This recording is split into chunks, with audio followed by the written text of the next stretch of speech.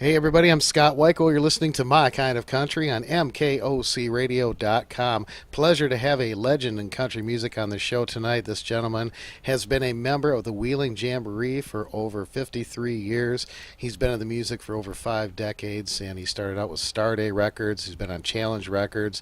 He's a member of the Rockabilly Hall of Fame and many other awards and accolades.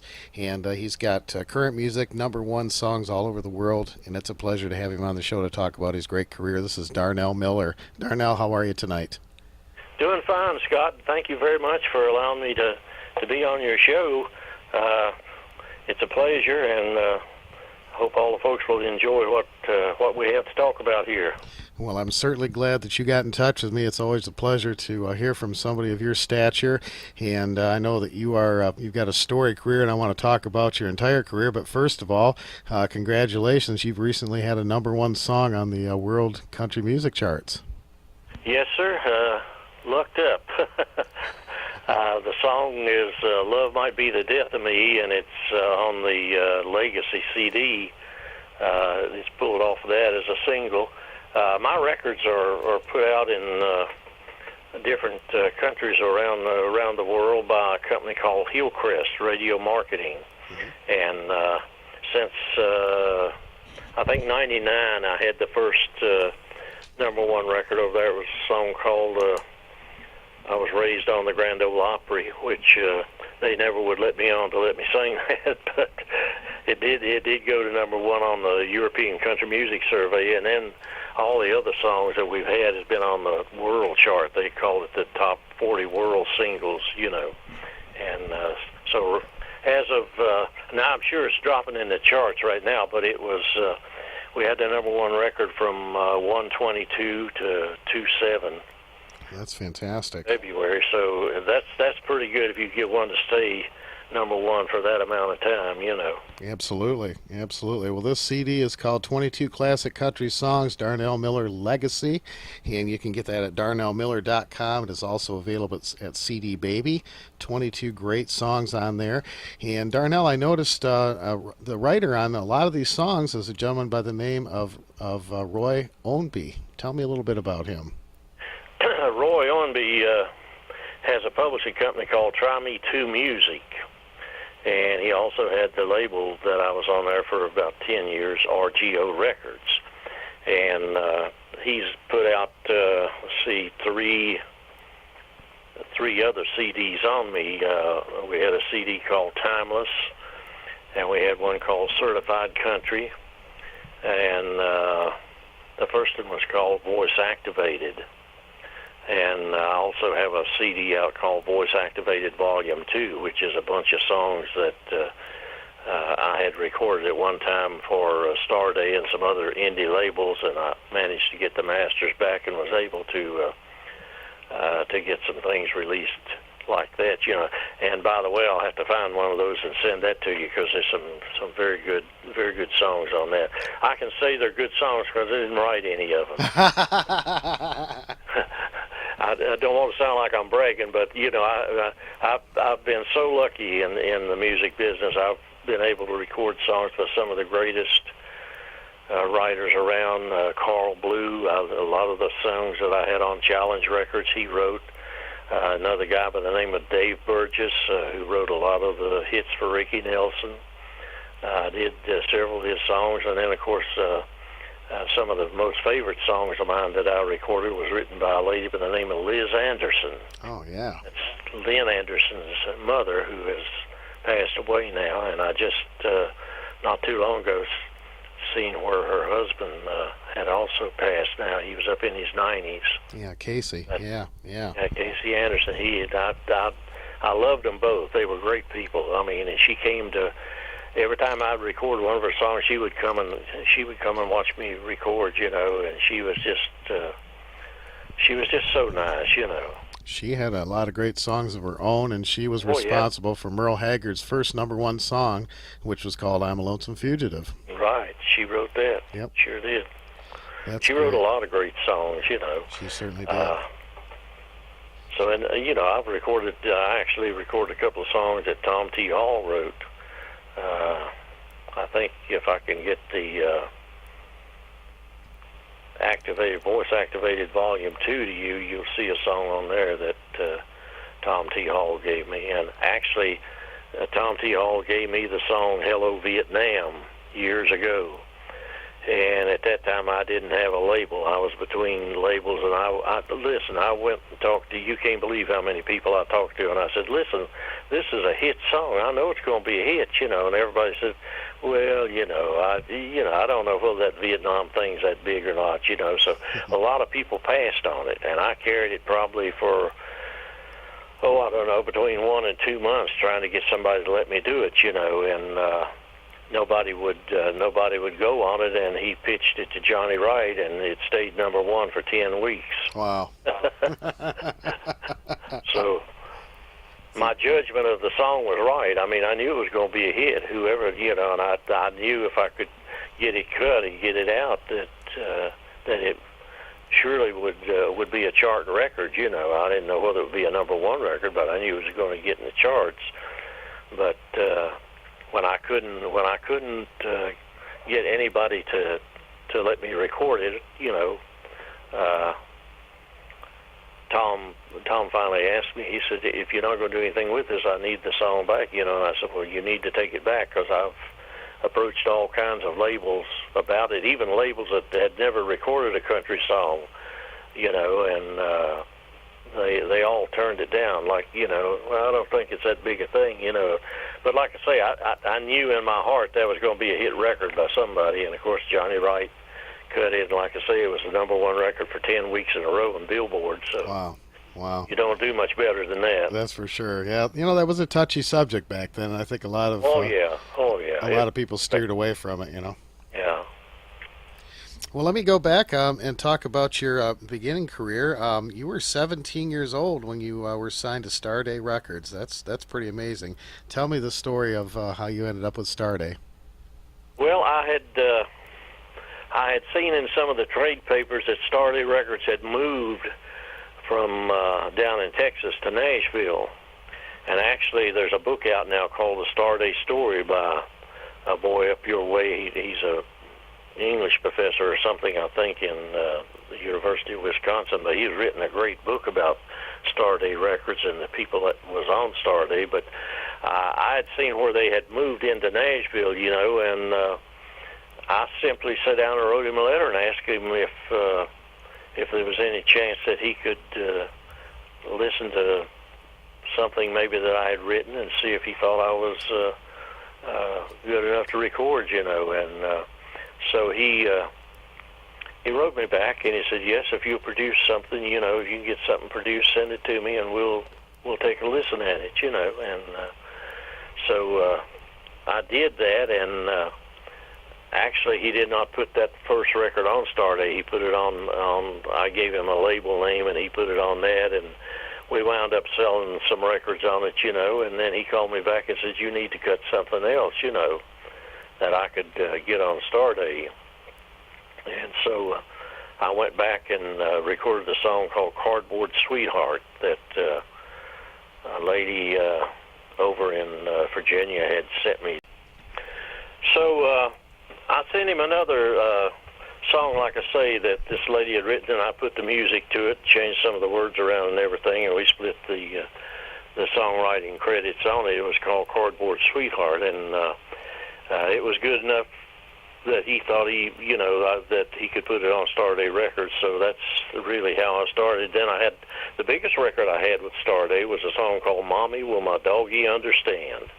Pitiful thing about a little girl that's passing away, and she wants to know if her dog will understand why she can't be around anymore, and it became I guess what they call a territorial hit in certain, territories and stuff, because it done real good. And then Mr. Pierce at Starday put it in an album called Tragic Songs of Death and Sorrow. And as far as I know, that album is still for sale. And it done real good. Matter of fact, he told me that one song probably sold the album. And they advertised it on a radio station in Cincinnati that was one of the first country music stations, I guess, to go all night long or nighttime radio. It was trying to think of the call letters in Cincinnati, but they had nice DJs. They had Wayne Rainey.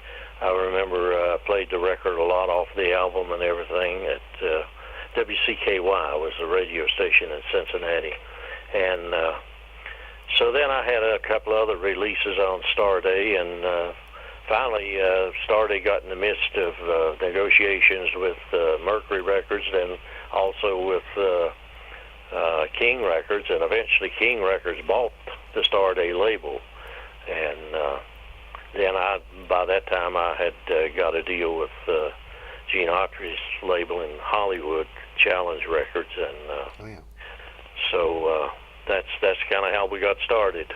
Well, you had a pretty big hit with Challenge too, Hinges on the Door. Oh yeah, that was a big record all around the country. Although we never did get it in the Billboard or Cashbox charts, and I found out years later why it didn't go in. But anyway, almost everybody was playing the record.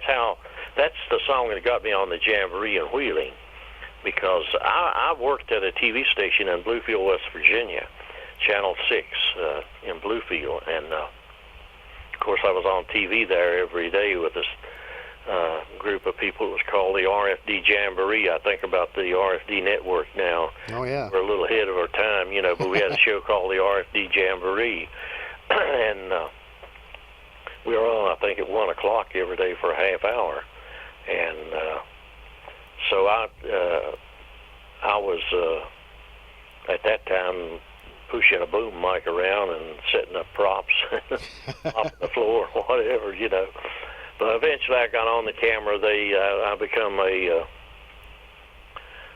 cameraman at the station, and then after 2 or 3 years or so, I got involved into the production end of it up in the control room, and that's one of my big claims to fame, I guess, if I have one, because I was directing a show. I got into the, sitting at the board directing, and there was a lady had a show there. Her name was Judy Compton, and she had a show called The Woman's World, which was aimed at women and recipes and cooks and stuff long before the cooking people on networks ever thought about doing that. She was doing it, and I was doing the show one day, and the phone rang in the control room, and I let it ring a few times. Finally picked it up, and the receptionist out front at the station said, "Darnell, there's a guy on long distance here wants to talk to you." And I said, "I can't talk to him. I'm in the middle of doing this show. Get a number or something. I'll call him back when I get off the board, but I can't, So she says, "Okay, I'll try." And I don't know, less than a half a minute, she called back. She said, "This guy insists on talking to you." And so I thought, good Lord, what's going on, And so I told the number one camera, I said, give me, because I'd had the other camera punched up, and I said, go ahead and give me a full shot. Give me the wide open lens, and I said, stay with her. I don't care what's going on, whether you stay with her, and till I can get off the phone here and find out what in the world's going on, So I picked up the phone, and I said, "This is Darnell Miller. Can I help you?" And he said, "Are you the Darnell Miller that has Hinges on the Door, the record?" I said, "Yes, sir, that's me." And he said, "I've been trying to get a hold of you." He said, "My name is Lee Sutton." He said, "I'm the managing director of the Wheeling Jamboree in Wheeling. Maybe you've heard." I said, "I know all about your show. My dad used to listen to it every Saturday night, And he said, "Well, I'd like to offer you a guest appearance on the show." He said, "We're playing your record." He said, "It plays every night on WWVA radio, And I said, "Well, I'm grateful for that, But I said, "Could I possibly just call you back here?" I said, "I've got about 15 more minutes of this show that I'm in the middle of directing," and I said, "I will call." He said, "If you promise you'll call me back, I'll give you the number." So he gives me the station's number and everything, and at 1:30 when I got off the board, I went in one of the offices to pick up the phone to call him. And he said, "Yeah, I'd like to offer you a guest appearance on the Jamboree if you'd be interested." I said, "Are you kidding?" Of course, I'm interested in doing it, you know. And I said, when, my next question to him was, when do you want me? So he said, well, the show's already planned for this weekend, but he said, if you could come up the next weekend, you know, he said, I'd like to have you, you know. So that was my first appearance on the Jamboree. That was in not March, I'm sorry, it was in December of '66. And I did the show, and he took me upstairs. It was done at the Rex Theater at that time in Wheeling, and I went upstairs to the radio station, which was on the 10th floor, I think, of the Hawley building in downtown Wheeling, and we sat down and talked. He said, I'd like to make you a member of this show if you will move up here. And I said, well, what, you make me some kind of a deal. Tell me what we can do, you know. And he told me what the show paid, and you know, and I told him, I said, I couldn't come up here for that because I've got a pretty decent job in TV down in Bluefield, but I said, I still want to do your show, but what's wrong with me just driving up there? You know, he said, well, I don't know whether you could drive that distance all the time, you know. And I said, you let me worry about that. If you want me on the show, I'll do it, but I'm not sure that I want to give up my job at the TV station right at this time, you know. So we started out under those circumstances, and I've been there, God, ever since. 53, 54 years now. You know, we're doing the anniversary show in April, the 86th anniversary of the Wheeling Jamboree. Wow. And like I said, years ago, my dad used to listen to we had one of the few radios in this part of the country back in those days when I was just a kid, you know. And so he used to listen to the Wheeling Jamboree, listen to the Old Dominion Barn Dance in Richmond, and on a real good night when there wasn't a lot of static, he could listen to WSM in Nashville, you know. So Yep. I grew up listening to it, so I have a keen interest in it, always did have in everything, you know. Well, you certainly have worked with some of the best that have been on that show, and that's one of the longest-running country music shows. You know, right up there with the Opry and the Louisiana Hayride. The Opry is a few years older than the Jamboree, but the Jamboree is right at this point in time. It has to be the number 2 country music show in the country because there's only 2 of them left. There's the Opry and the Jamboree. So any way you look at it, it has to be number 2. But there's been some great acts up here on the Wheeling Jamboree. I mean, for years and years, you had people like Hawkshaw Hawkins that was on the Jamboree up there, Doc Williams and Doc and Chicky Williams. Matter of fact, Doc Williams is kind of like, I guess he's the Roy Acuff of the Jamboree because he was there when it started, you know.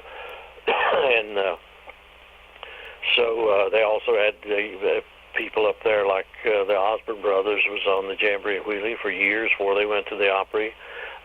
Some of my most favorite people, Wilmany and Stoney Cooper, was a part of the show for years. And matter of fact, when Stoney Cooper, when I got a chance to meet him in Nashville one time, he told me, he said, I hear you're on the Jamboree now in Wheeling. And I said, yes, I am, you know. And he said, let me tell you something. He said, you stay on that show for 10 years, and he says, I promise you, nobody will ever forget who you are, you know.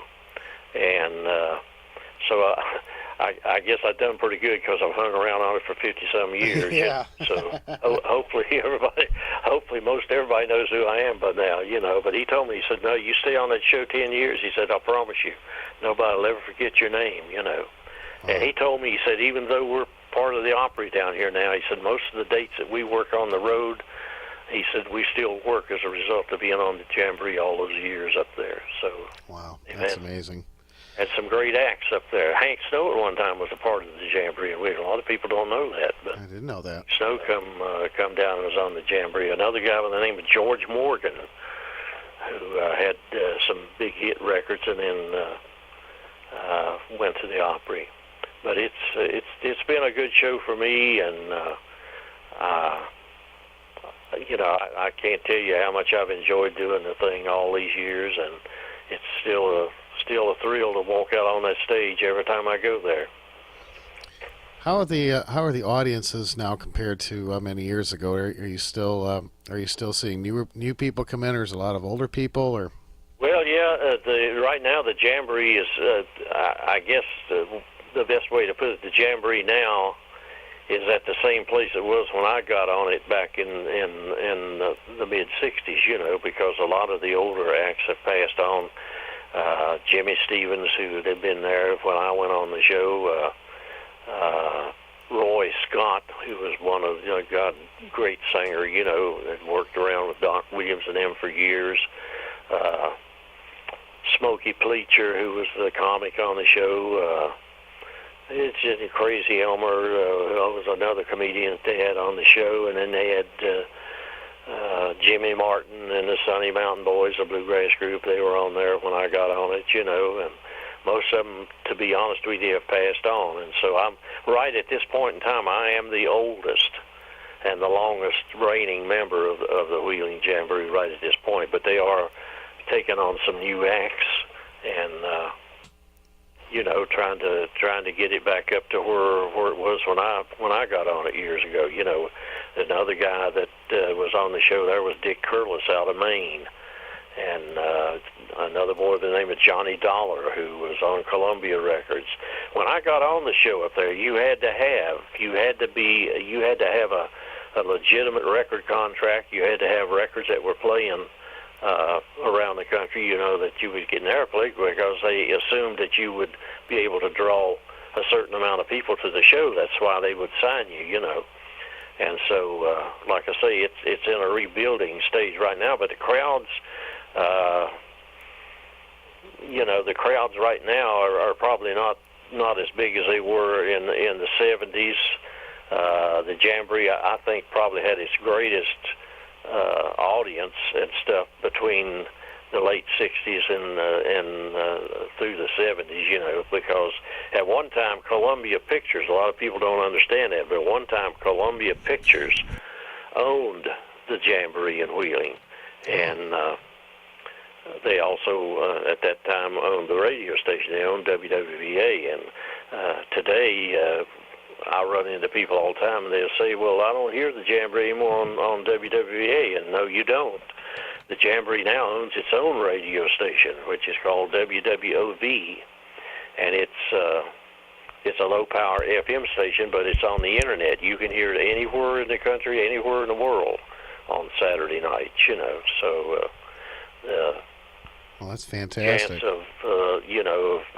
of the show building back is real great. Matter of fact, it's in one of the best positions to rebuild itself now because of the internet connection and everything. Absolutely, there's a lot of doors that have been open to artists that weren't open even just a few years ago with stations like what I'm doing and people that you. Well, yeah, it's tremendous the airplay that. At times I look at charts and stuff that they send me from Hillcrest in Canada. The people that play my records, like I get airplay on a network in New Zealand called the New Zealand Country Music Network. It's heard all over the whole country. Yep. I get airplay on that all the time. I get airplay in Brisbane, Australia. I get airplay in probably 10, 15 different towns in Australia, and of course we play in all the European countries, France, Germany, Scotland.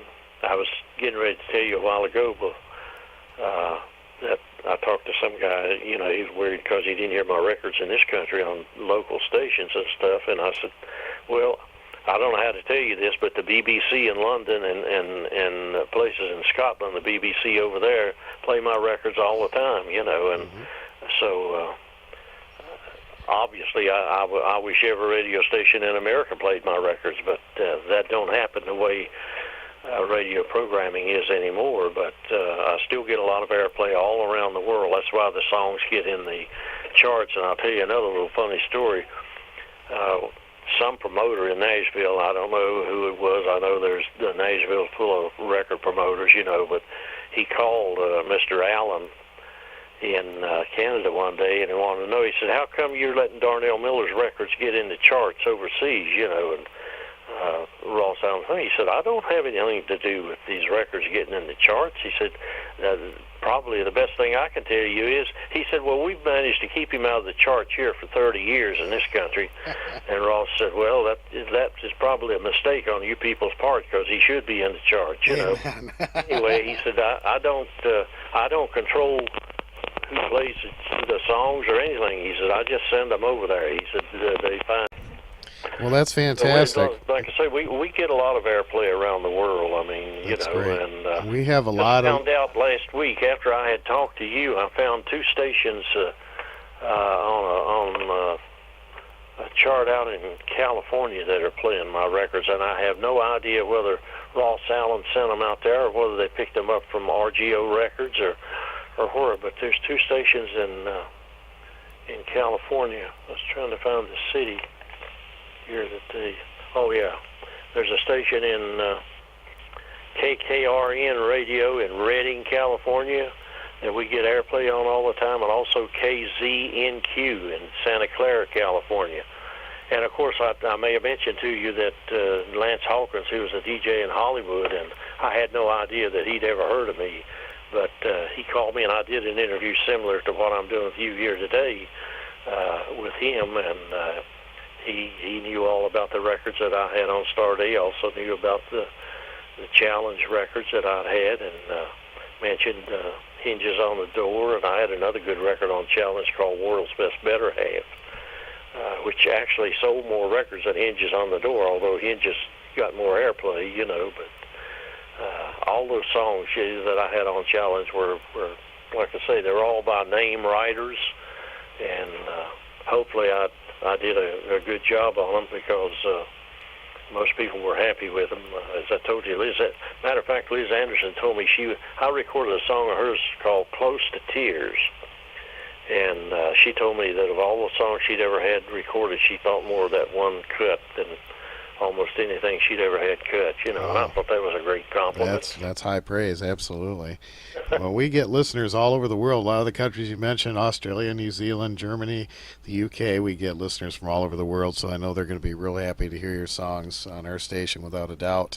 We were talking about Starday earlier, and I wanted to make mention there is a project on the way. We mentioned Nate Gibson that wrote the book, The Stars, right, yeah. The Starday Story. He's got a album called The Stars of Starday, and he's done some duets with the surviving members that are on the Starday label, including yourself. Yes, sir, I did that. We cut those things last August. I went to Nashville. He called me one day.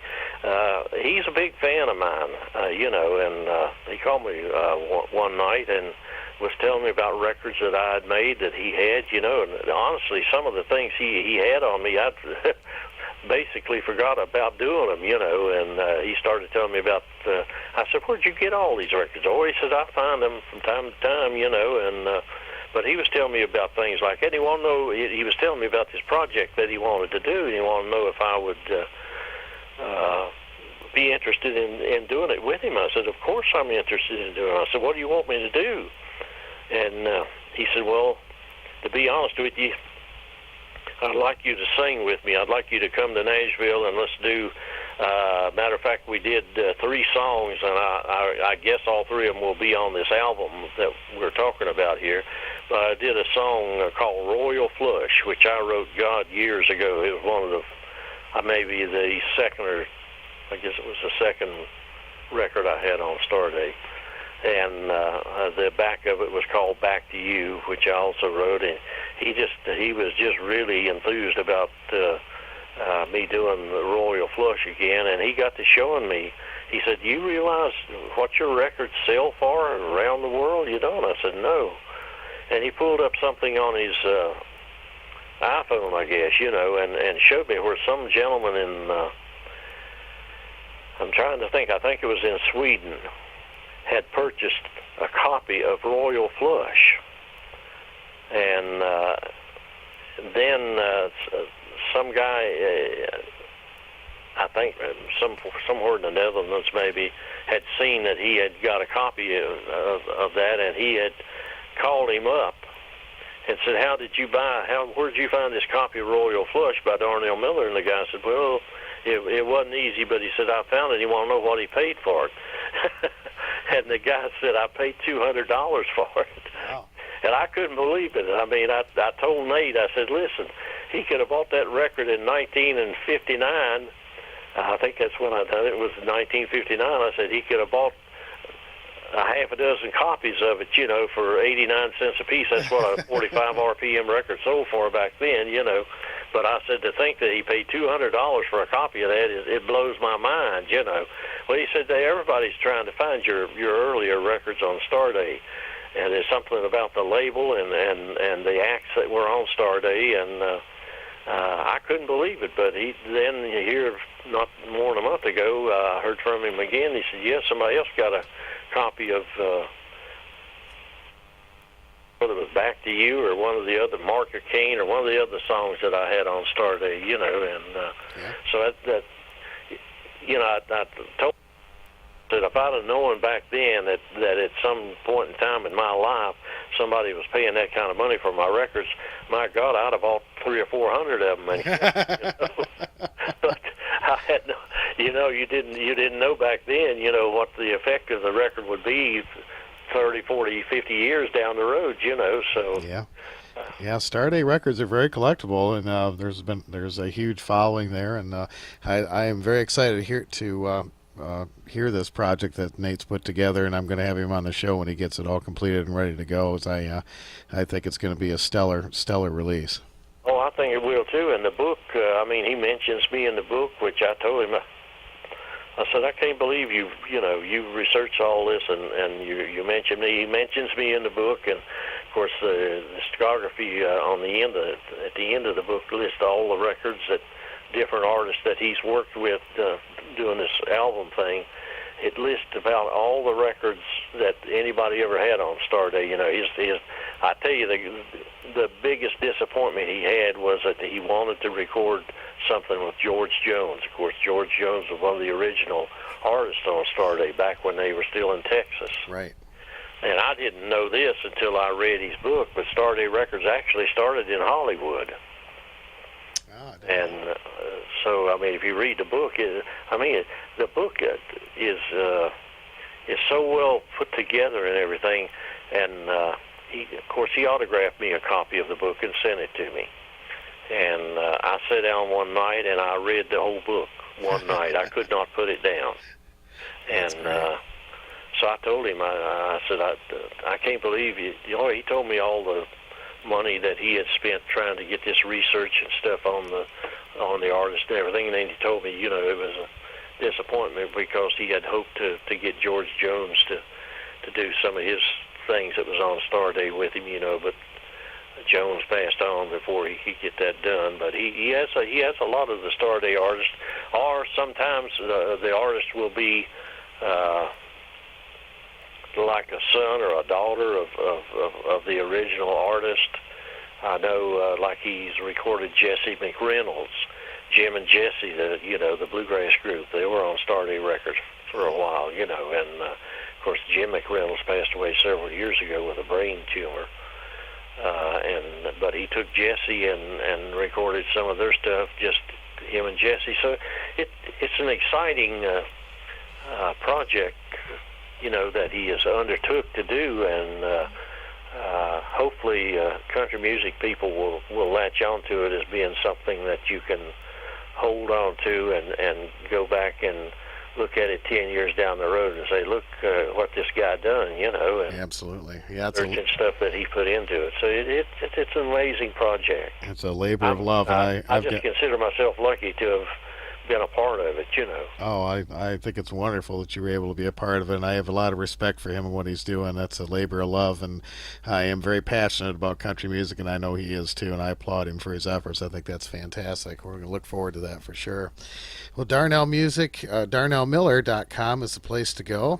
And you can pick up Darnell's music there and CD Baby also. And we'll put all that information on our Facebook page as well. And get that new CD, 22 Classic Country Songs. We're going to play some cuts from that.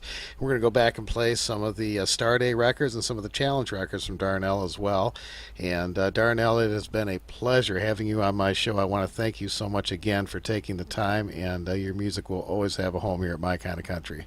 Well, I really appreciate being with you, Scott, and I will mention one other thing. You're talking about the CD Baby. CD Baby carries my records. You can actually get them on Amazon, although I don't think we sell very many on Amazon, but they are available there. And we sell a lot of records through a company down in Texas called HonkyTonkin.com. HonkyTonkin.com. You can go to their website and punch in Darnell Miller records or something, and it'll pop up, and you can order almost any. Matter of fact, they even carry some of the older records I had. Some of the stuff on Challenge, I think they still have available at HonkyTonkin.com. Fantastic. In a little town in Texas called Telephone, Texas. All right. Well, be sure to check that out, folks. Some great music. Who named that town, but that's where it's at, Telephone, Texas, and it's just called HonkyTonkin.com. All right. That's perfect. Well, check it out, folks. Some great music from Darnell Miller, and we're going to play some of that music for you. Darnell, thank you so much for taking time to be on My Kind of Country, and I hope you'll come back and visit again soon. Thank you very much, Scott. Absolutely my pleasure, and I'd be happy to do it again sometime. That would be my honor. That's Darnell Miller on My Kind of Country. Here is some of the great music from this fantastic artist as we continue with My Kind of Country here on MKOCRadio.com.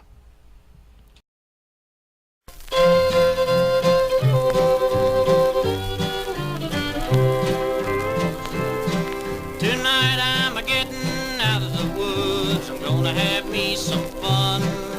I just drew my pay and it's Saturday night. I'll put all the girls on the run.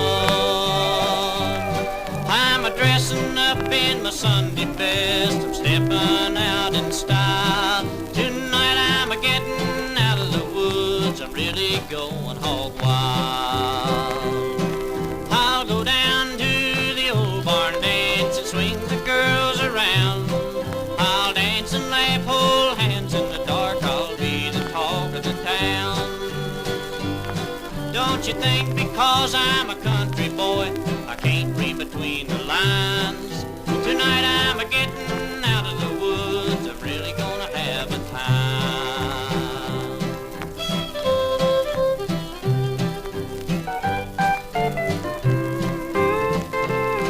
I'll go down to the old barn dance and swing the girls around. I'll dance and laugh, hold hands in the dark. I'll be the talk of the town. Don't you think because I'm a country boy I can't read between the lines? Tonight I'm a-getting out of the woods. I'm really gonna have a time. Tonight I'm a-getting out of the woods. I'm really gonna have a time.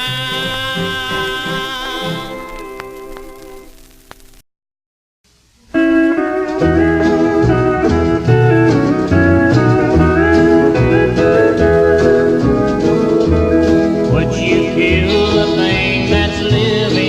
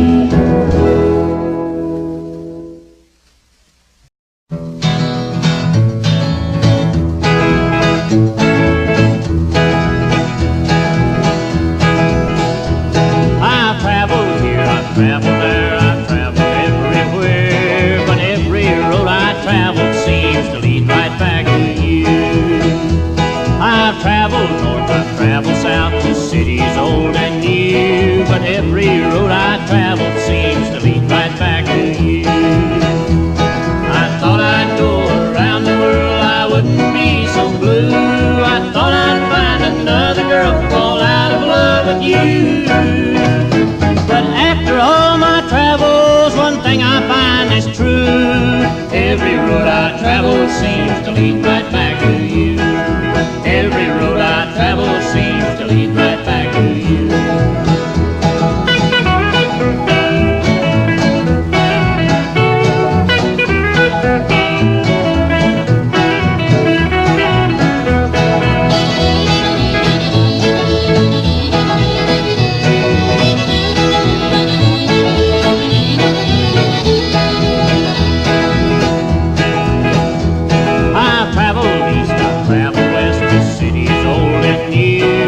Every road I travel seems to lead right back to you. So after all my rambling, I decided what to do. I'm gonna pack my bags today and travel back to you. Oh yes, I went around the world to keep from being blue. I never found another girl, I'm still in love with you. Yes, after all my travels, one thing I find is true. Every road I travel seems to lead right back to you. Every road I travel seems to lead right back to you.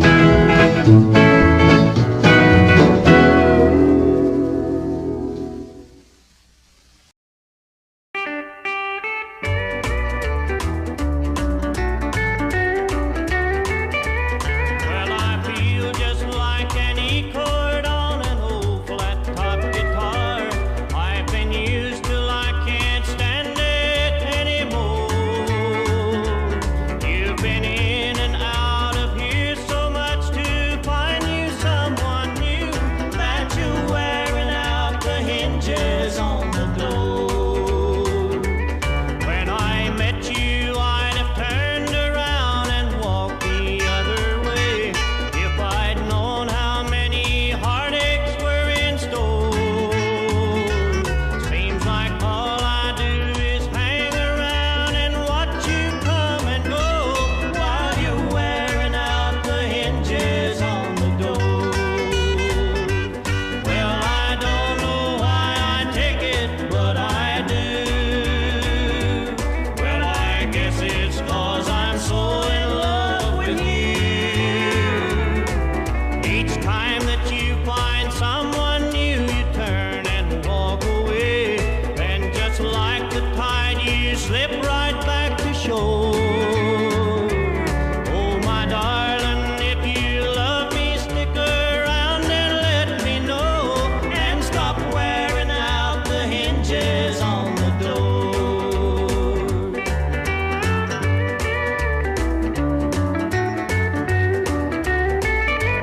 Well, I don't know why I take it, but I do. Well, I guess it's 'cause I'm so in love with you. Each time that you find someone new, you turn and walk away. Then just like the tide, you slip right back to shore. Oh, my darling, if you love me, stick around and let me know. And stop wearing out the hinges on the door. And stop wearing out the hinges on the door.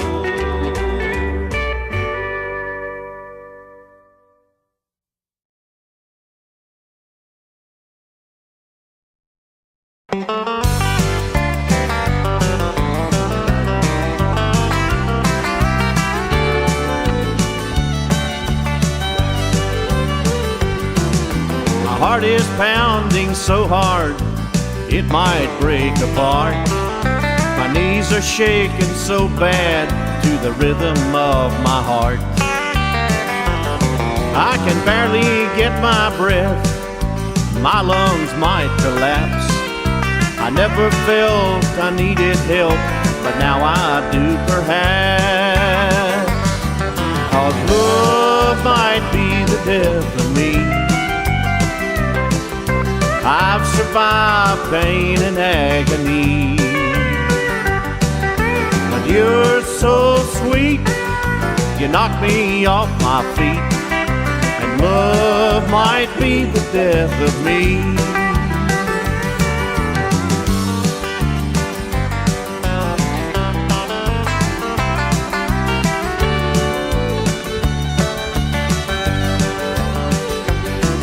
Wind blowing in a blizzard, I've been hurt in a hurricane. Once was knocked out walking by a workman's cable crane. I broke my neck in football, was hit by a racing car. Had more bad luck, got beaten up in the back of the depot bar. But love might be the death of me. I've survived pain and agony. But you're so sweet, you knock me off my feet. Love might be the death of me. With the passion in your kisses and the fire in your eyes, I don't care, no I don't care if I don't survive. 'Cause love might be the death of me. I've survived pain and agony. But you're so sweet, you knock me off my feet. And love might be the death of me. Your love might be the death of me.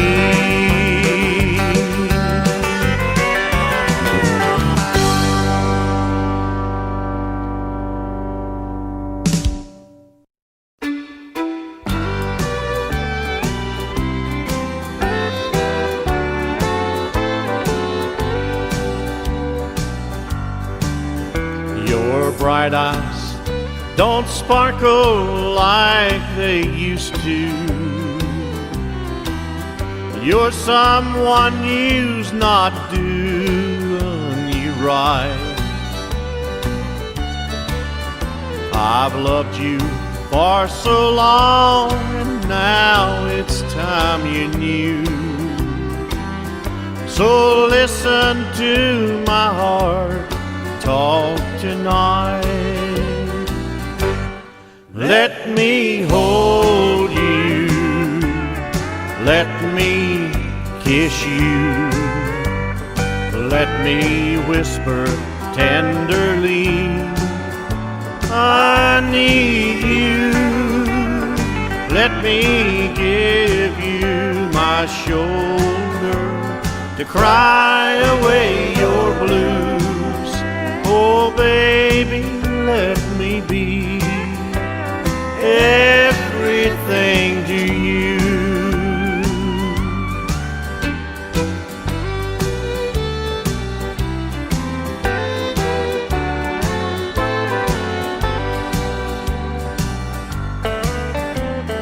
In candlelight, we'll sip this wine together.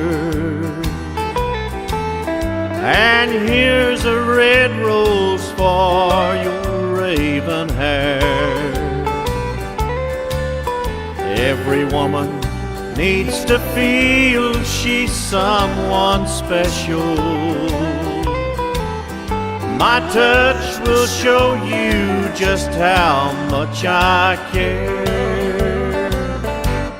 Let me hold you, let me kiss you, let me whisper tenderly, I need you. Let me give you my shoulder to cry away your blues. Oh baby,